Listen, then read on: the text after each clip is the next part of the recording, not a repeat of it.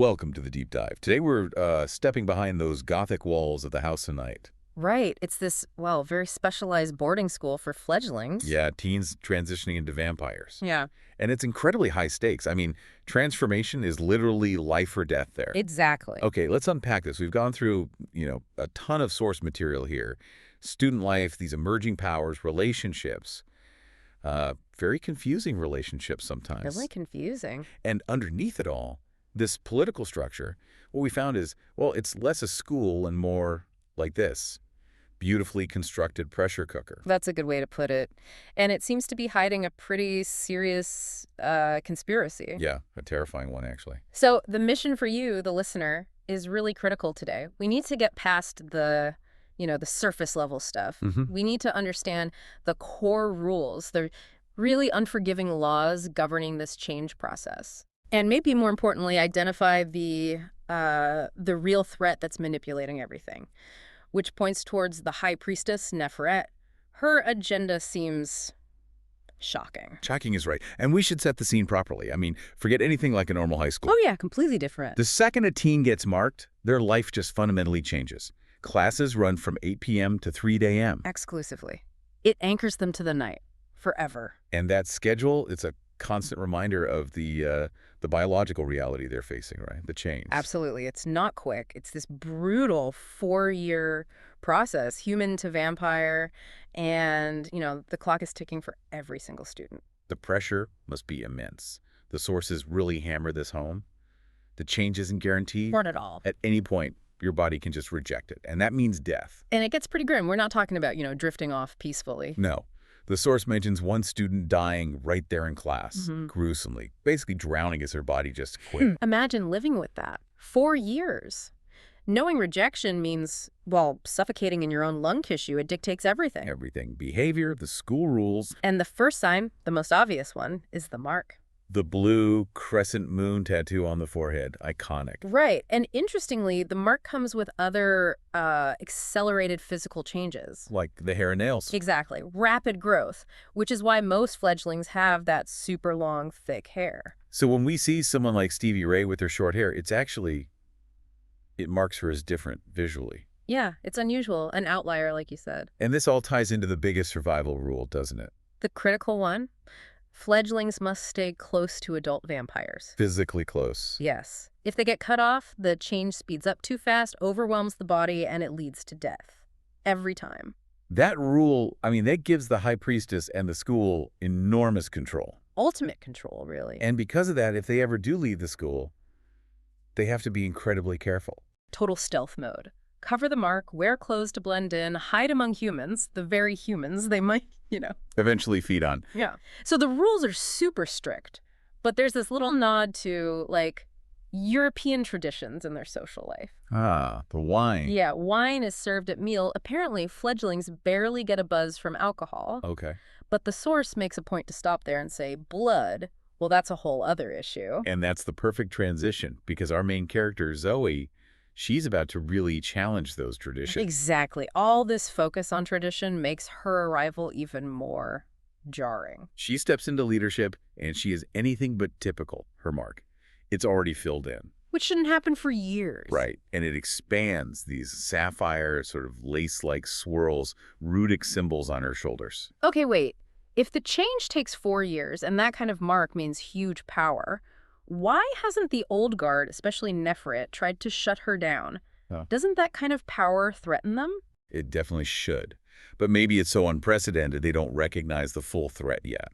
Or perhaps Neferet thinks she can use it somehow. Could be.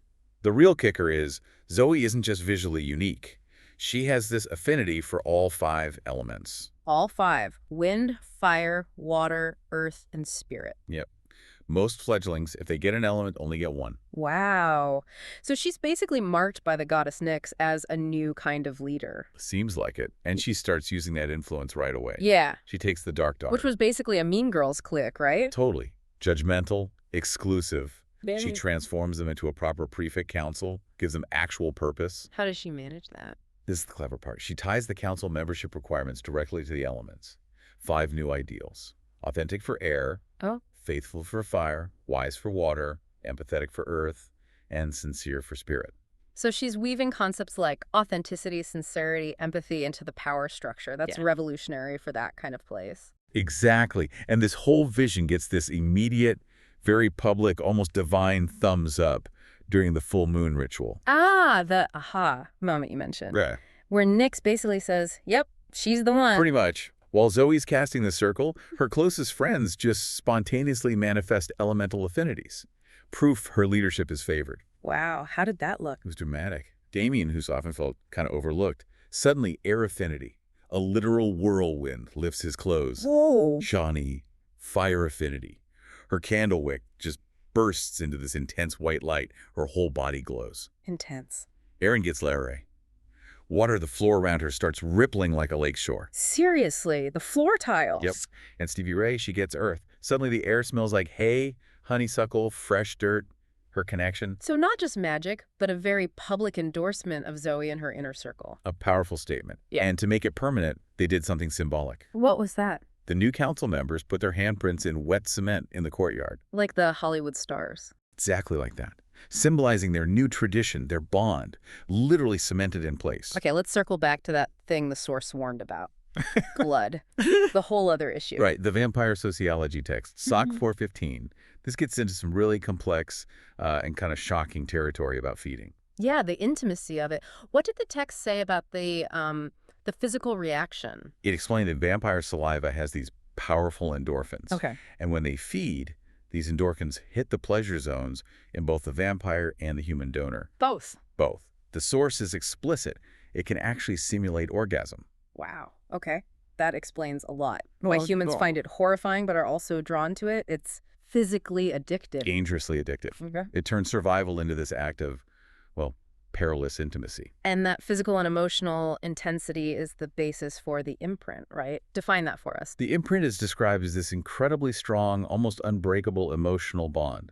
It ties the vampire to the human, and just as importantly, the human to the vampire. Yeah. And because it's so intense, so psychologically risky, the textbook strictly forbids fledglings from drinking human blood. They're too unstable during the change. Makes sense. But Zoey already broke that rule. Accidentally, yeah. With her human ex-boyfriend, Heath Luck. She tasted his blood, created an imprint. And the consequences, the sources detail that, right? Oh, yeah. It's catastrophic for Heath. He becomes pathologically fixated on Zoey. Dangerously obsessed. Totally. He quits drinking, smoking, but the addiction just shifts to her. He even cuts himself with a razor blade at one point just to offer her his blood. Jeez. That really shows the intensity. It's not romance. It's compulsion. Pure, dangerous compulsion. And this whole mess, the obsession, the broken rules, it leads directly into the darkness hidden within the school. Right. Which brings us to the students who died rejecting the change. Elliot and Zoey's best friend, Stevie Ray. Zoey sees Elliot after his death. How does he appear? Gaunt, terrifying, smells like mold. And his eyes, they glow red. Red eyes. So this isn't just death, it's something else. Undead. Seems like it. It completely contradicts the official story about the change just being rejection. There's something much darker happening. And then Zoey witnesses the ultimate betrayal. Yeah. She sees High Priestess Neferet, secretly, feeding Elliot her own blood. Which is absolutely forbidden. Adult fledgling feeding. No way. And the scene is described as grotesque, unsettlingly sexual even. And the final nail in the coffin, Elliot calls Neferet goddess. Oh, wow. So the High Priestess, the spiritual guide, is actively creating these undead things. Engineering them. Her manipulation is absolute. And Zoey also finds out Neferet's been silencing others, like Aphrodite. Aphrodite had real visions, didn't she? About a bridge collapse, human deaths. True visions, yes. But Neferet went public, claimed the goddess Nyx took Aphrodite's gift away, silenced her, discredited her completely. So she's not just lying, she's using the goddess's name to crush rivals. And she's politically sharp, too. Remember Zoey's ideas for the Prefect Council? Yeah. Neferet announced them all publicly, stole them, made it look like a progressive initiative. Wow. Neutralizing opposition while boosting her own image? Ruthless. And it gets worse. The most horrifying part for Zoey. Stevie Ray. Her best friend, Stevie Ray. Yeah. After she died, Yeah. she became one of them. One of the red-eyed undead. Oh, no. And worse. Stevie Ray is now serving Neferet. She's leading abductions of humans, including Because of the imprint. Heath, exactly. So Zoey tracks them down. No, her and Heath, yeah. Yeah. To these old tunnels under Tulsa Depot. They find the undead, they see the feeding. It's horrific. But just as they're about to get away, Neferet appears. And the power she uses, it's terrifying. Yeah. Physical. She grabs both Zoey and Heath. And then what? She screams, "You will remember nothing." And just like that, Zoey's memory is wiped. Forcefully erased. Yeah. She ends up in a police car, totally confused, in agony, not knowing what she just saw or why she's terrified. But Neferet underestimated Zoey, that elemental connection. Her biggest mistake. Inside that car, in pain, desperate, Zoey taps into everything. Wind, fire, water, earth, spirit, all five. And uses them to forcefully cleanse her own mind. Fight back against the memory wipe. Restore what Neferet tried to steal. She heals her own memory with her powers. Yeah. It's the definitive proof of Neferet's treachery. She knows what happened. So now she has the truth, but she can't just shout it from the rooftops. Right. She realizes she needs to be strategic. She talks to Detective Marks the cop, whose sister's a vampire. She gives him a partial truth, something credible he might believe. Smart move. Testing the waters. So, okay, what does this all actually mean? Well, it means the person in charge, the High Priestess Neferet, she's the real monster here. She's manipulating everything, creating undead fledglings, erasing memories, all to keep power. Yeah, and Zoey knows it all now, but she's completely isolated with that knowledge. And Neferet knows she knows. That final threat. Chilling. Neferet tells her, quietly, "If you speak against me, I will make sure no human or fledgling or vampire will believe you." Wow. So is Zoey against the most powerful person in her world, completely alone? It seems that way, but Right. the source ends with this little glimmer of hope, right? Tied to friendship. The vow. Zoey and her friends promised that if one died, they'd remember them. And after Zoey gets back, during a prayer, there's that sudden scent. A grassy meadow. Around Nick's statue. Stevie Ray's Earth affinity. Exactly, that lingering connection. So even though Neferet seems all-powerful, and Stevie Ray is undead, there's still a connection, a flicker of humanity. Her elemental power is still there. Which leaves us with a pretty provocative thought for you, the listener. You know the High Priestess is a killer, a manipulator.